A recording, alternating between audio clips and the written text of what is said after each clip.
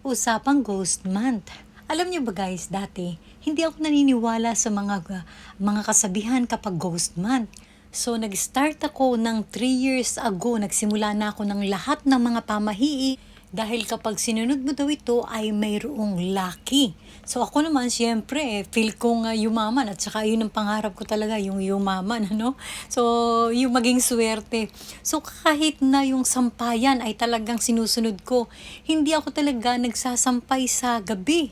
Talagang bago pa dumilim o bago pa mag alas 5 talagang kinukuha ko na yung mga sampay ko dahil yun ang sabi, wag daw magsasampay sa gabi. So, ano malay natin kung talagang suswertehin tayo, 'di ba? So, sa marami pang mga pamahiin ay sinusunod ko pa rin 'yan lahat-lahat. So, guys, yung mga sampay-sampay nyo ay tanggalin na sa labas, ipasok na. Kung hangga't maaari, huwag nyong pag-aabuti ng mga takip silim, ganon. So, thank you so much guys for watching and see you to my next vlog. Bye!